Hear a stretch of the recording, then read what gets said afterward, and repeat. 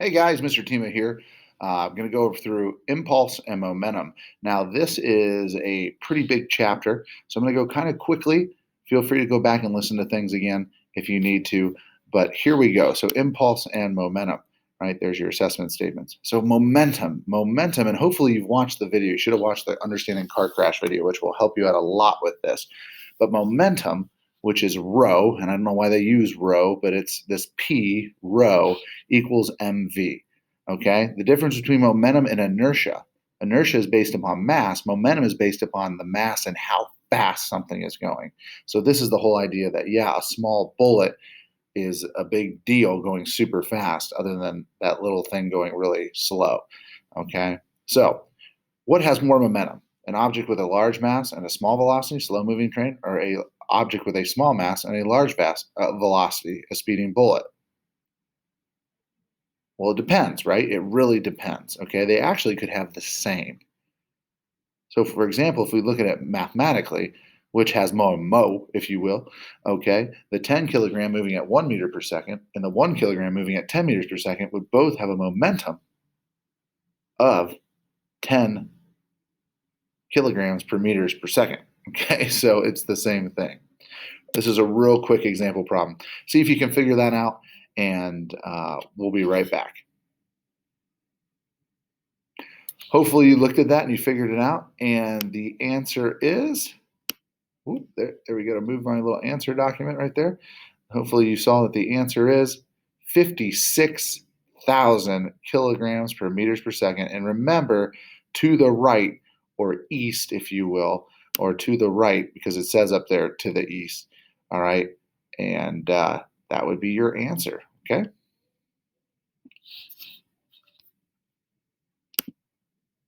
All right. So think about this. We have a egg falling, hitting a plate, and an egg falling, hitting a pillow. It's dropped from the same height. One breaks, one doesn't break. And you should have seen this explained in. You should have seen this explained in the video. All right, but if you want, you can click right here on the notes in the traditional notes and watch it again. But the whole idea is this idea of impulse, this idea of allowing something to slow down, giving it time to change.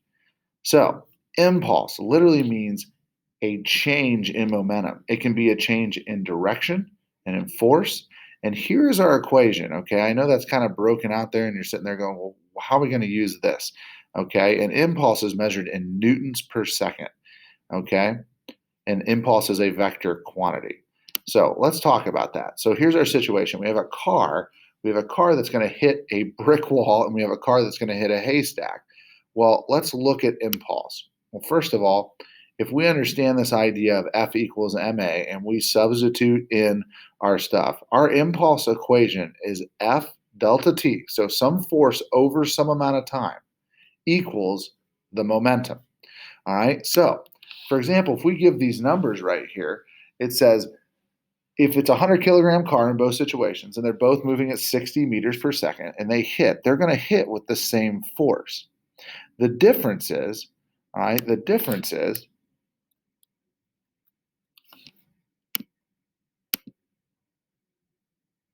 if we substitute the numbers in, sorry about that, these are kind of out of order. If we substitute our numbers in, we'll notice that what if it only takes 0.01 seconds for the car to hit the wall, okay? And it takes 10 seconds for the car to hit the wall. Well, if we look at that, or excuse me, if it takes 0.1 seconds for the car to hit the brick wall and it takes 10 seconds for the car to come to stops after hitting the hay, our momentum is the same in both cases, but our impulse isn't. Our impulse isn't. The impulse for the car hitting the hay is actually 600 newtons because you're dividing it by 10. But the car that's hitting the brick wall, since it stops so suddenly, it actually feels or experiences a force or an impulse of 600,000 newtons. That's why most people don't survive a car crash hitting a brick wall, but they can with like hay and stuff like that. So, the highest person ever to survive falling out of a plane was a guy that fell 7 kilometers or 4.3 miles during World War II. He would fall about 2 minutes before he hit the ground. How did he survive? Okay, well, how did he survive? So basically, I put this on here because if you basically fell from up here where basically Scioto High School is right here. If you would, that would be like falling from Scioto High School all the way down to the Ohio State Airport. Okay, well, how did he survive? Think about that for a second. Take a guess.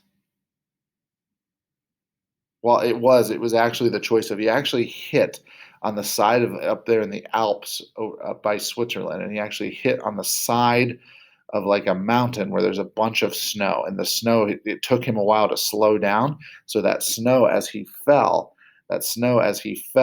kind of slowed him down. Now, luckily, he finally rested or fell next to like this person's like hut or their small cottage, and they were able to like nurse him back to health. All right, let's try this impulse problem. So again, you're going to use that Ft equals mv. Ft equals mv. Take a second, see what you can get there.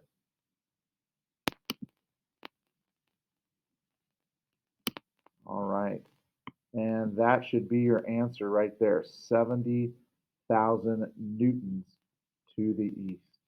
Okay, so it's mass times velocity divided by 0.03. And again, if you have questions on these, make sure you ask during class and we'll be ready to go.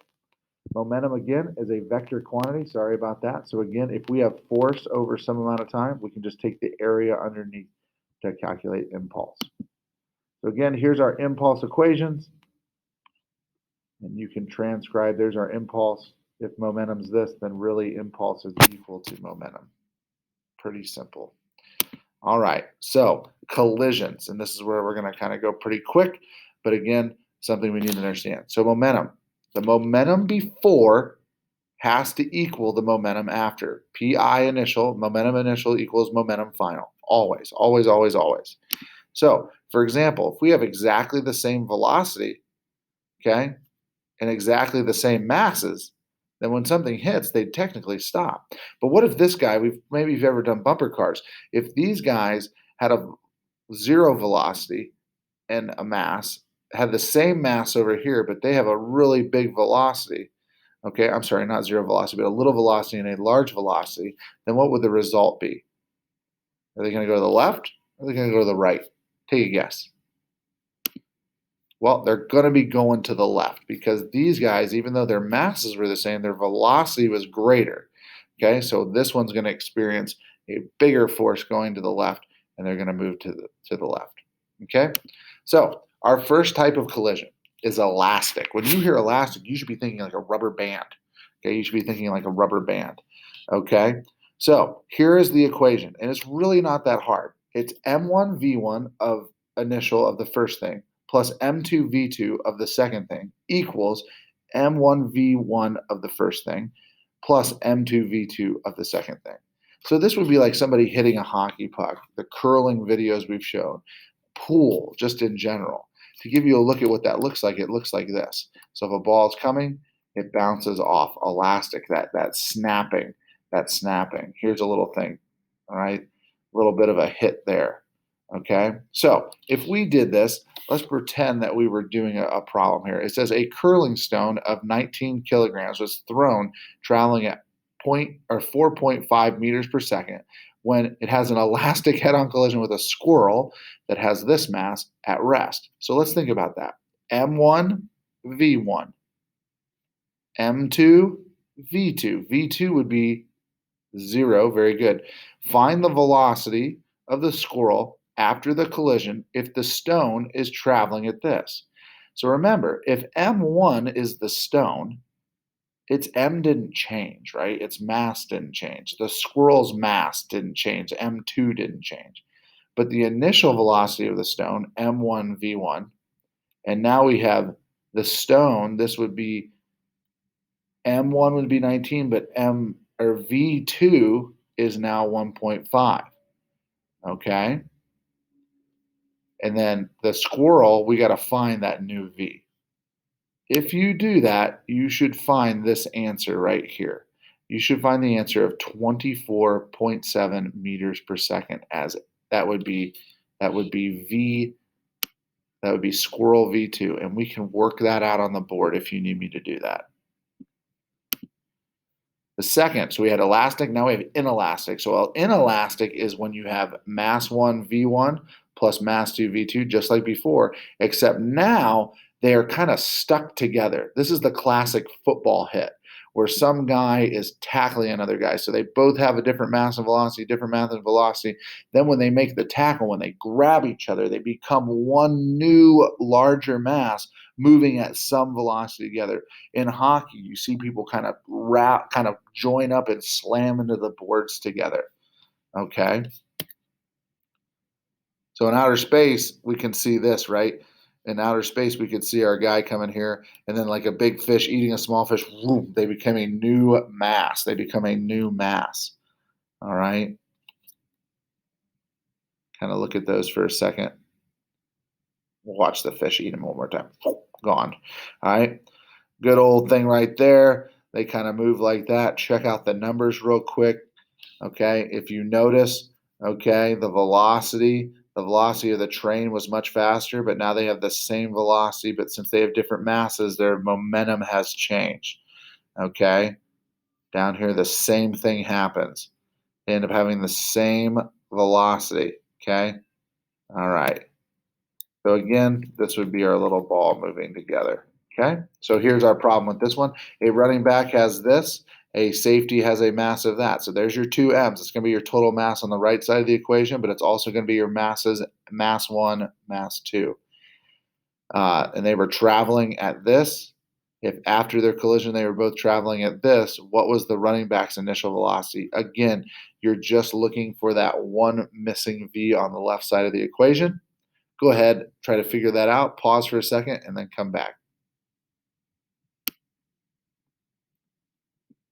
And you should have found that to be 2.71. And remember, positive and negatives are very important here. Again, we can solve that one out on the board if we need to.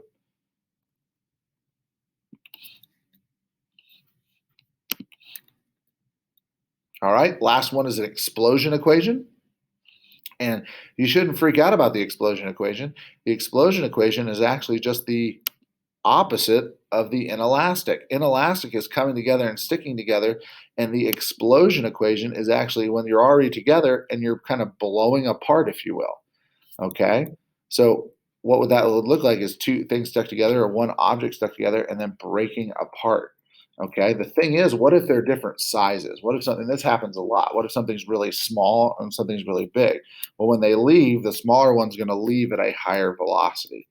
Okay, if you've ever messed around on a raft in a pool, or if you've ever been on like a little rowboat in a lake, or if you've ever been on one of these diving rafts as they're called out there in the lake, you know when this guy jumps off, he's going to jump, but the raft's going to move back a little bit. Now, if it was a dock strapped into the ground, you get a nice jump off of here because this doesn't really move very much. But if they both move, you don't get to jump as far because some of your force and energy and momentum has been shifted backwards. Again, here you go. We have a little skateboard problem with Bart Simpson, who's Mr. Ellis, if you will. And here is your answer of negative 50 meters per second. So make sure you're able to get that one. And if you don't, make sure you ask a question about it. Again, just want to make sure that you understand that these things can happen as vectors. If they come in, they're going to hit, they're going to leave at right angles. All right, boom, most car crashes. This is actually how police officers figure out who's wrong in a crash, is they can actually look at how they deflect.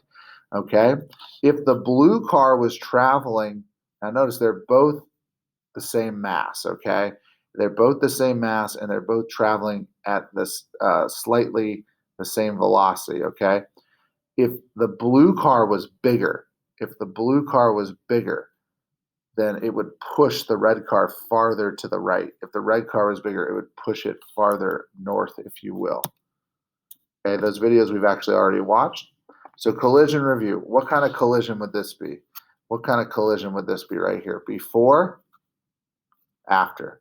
So before they're separate, after they're moving together. That would be, take a guess.